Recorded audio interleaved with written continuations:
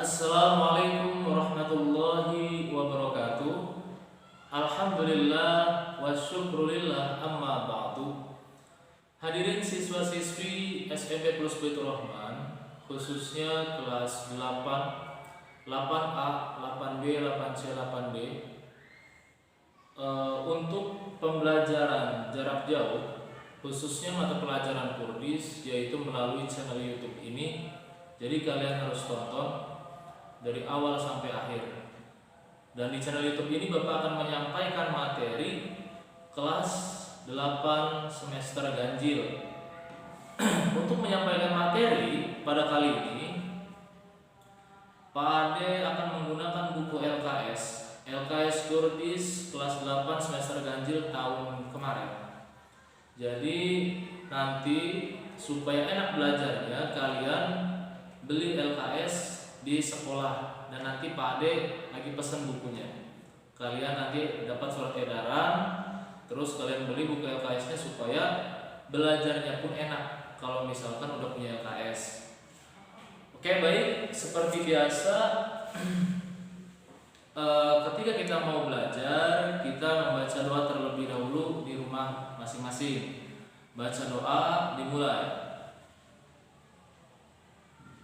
Selesai. Hadirin siswa-siswi SMP Plus Baitur Rahman,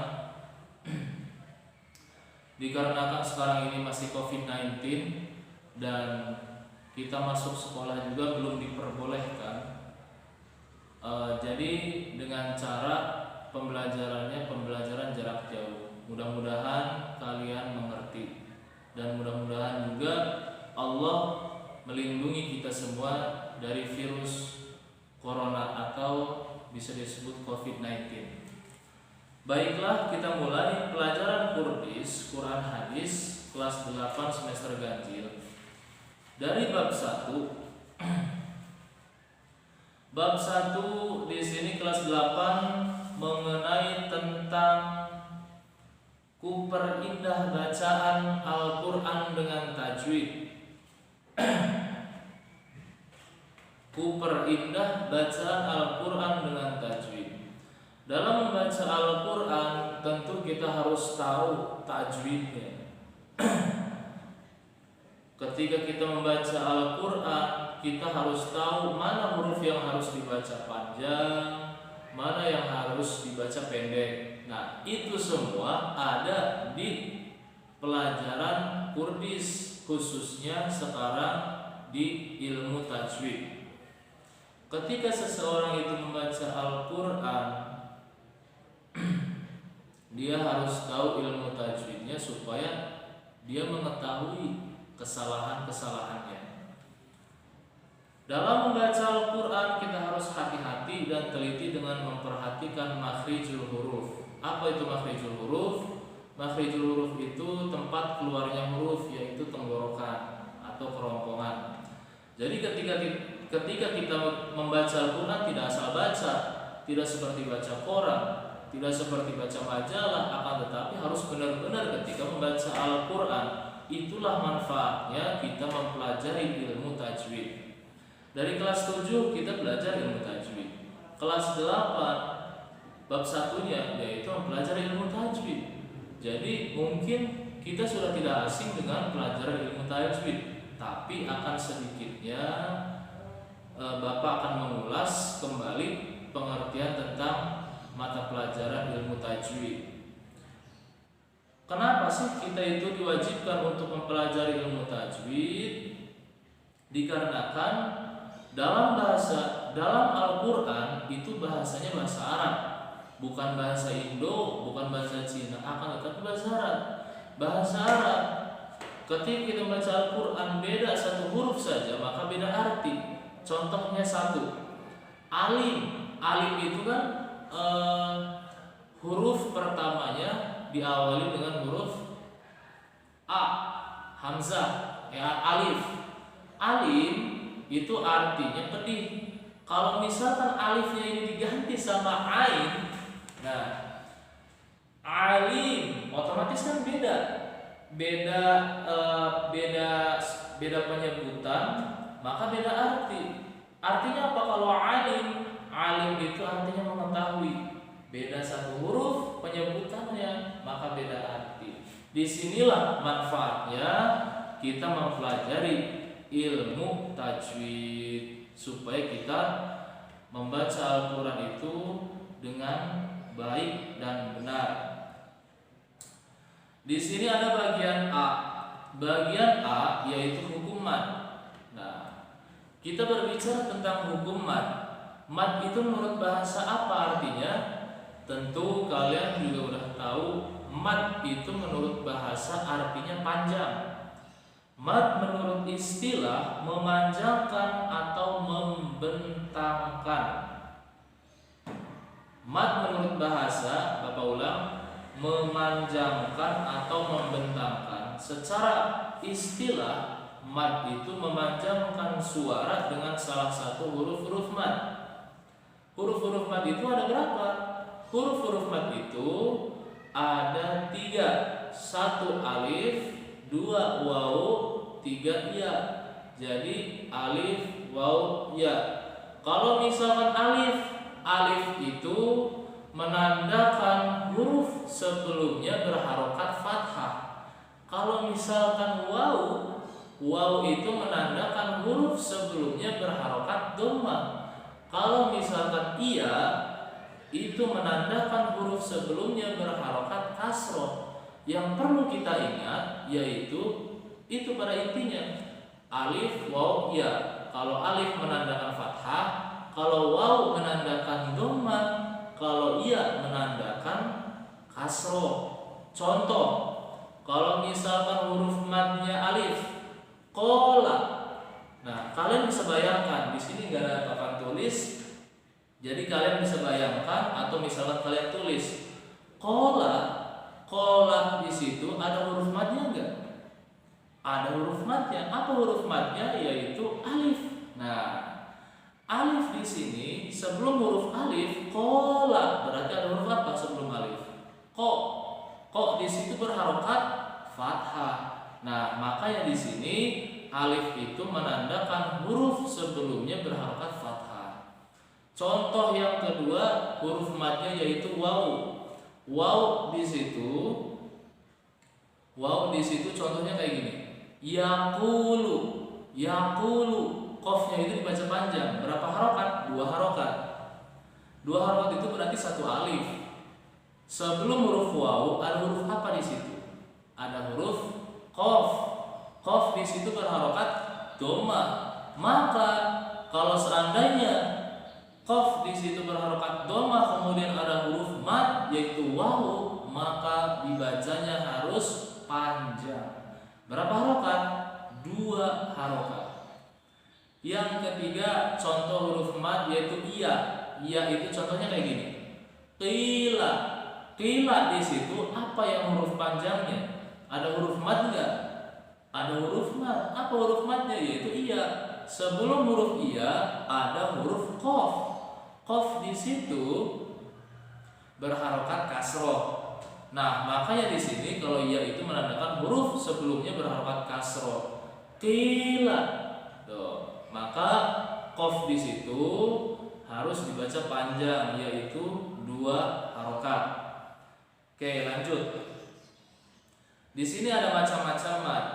Pada dasarnya mad itu dibedakan menjadi 2 macam. Mad asli sama mad far'i. Kalau mad asli itu sama halnya mad tobe'i.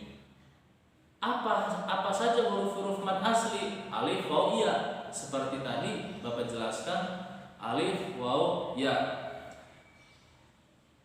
Pada bab ini kita akan membahas tentang mad far'i yang terdiri dari mad lain, mad arid sukun, mad iwad, mad badal, mad tamkin. Yang pertama mad iwad.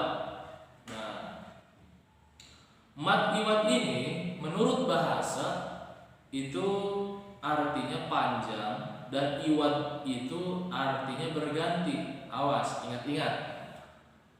Mad artinya panjang, iwad artinya berganti. Sedangkan menurut ilmu tajwid, hukum bacaan mad iwad itu apabila ada fathah tanwin apabila ada fathah tanwin yang berada pada akhir ayat atau ada tanda waqaf atau yang diwaqafkan, maka cara membacanya harus dibaca panjang, yaitu berapa harokat? 2 harokat. Contohnya kayak gini. Contohnya dari mad iwad itu sujada. Nah, sujadan dibaca sujada. Kenapa ini termasuk mad iwad?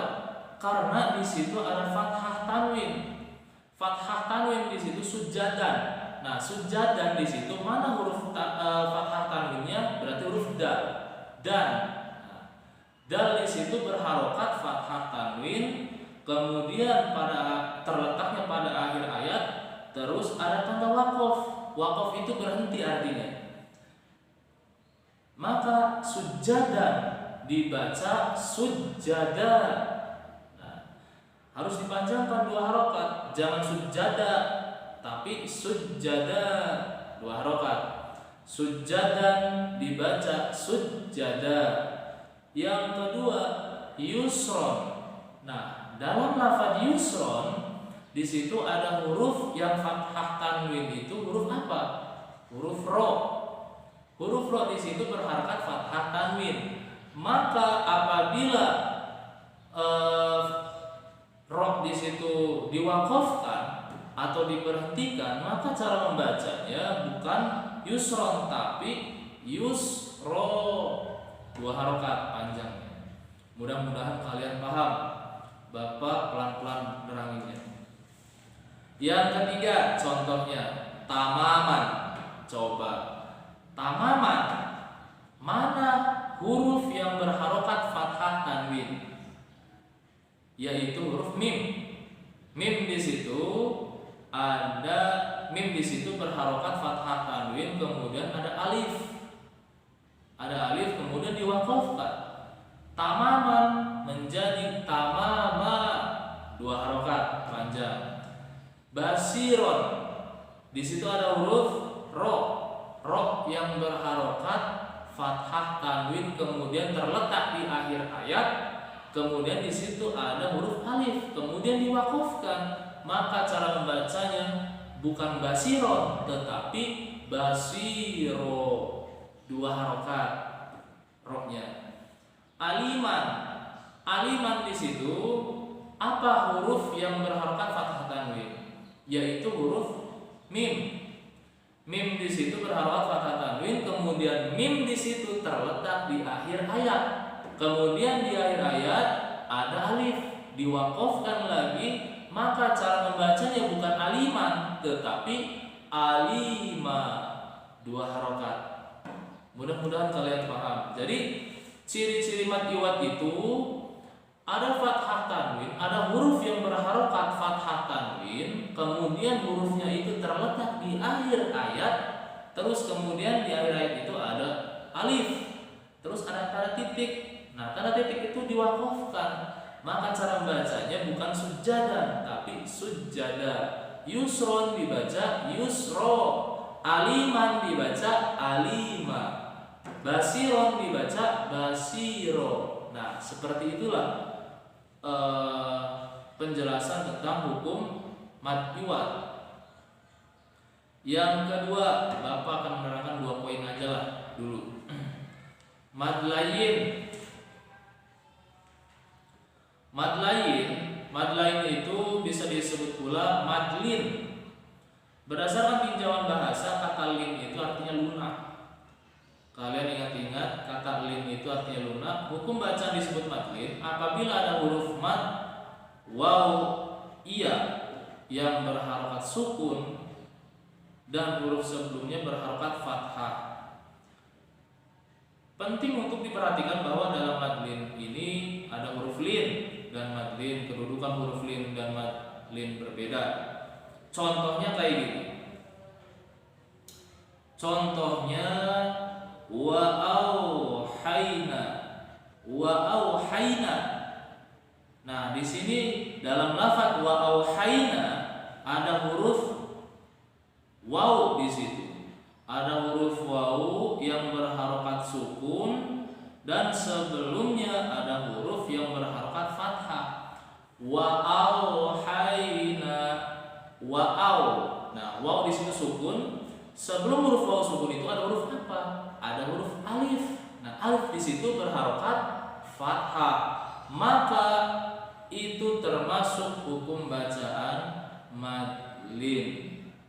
Terus yang kedua, contohnya mad lain itu ghairil maghdubi. Nah, ghairil maghdubi ada huruf ya sukun. Mana? Ghai. Nah, ya di situ berharokat sukun. Sebelum huruf iya ada huruf gha. Gha di situ berharokat fathah. Maka ini termasuk hukum bacaan mad lain. Cara membacanya tidak diwaqafkan atau tidak diwasol.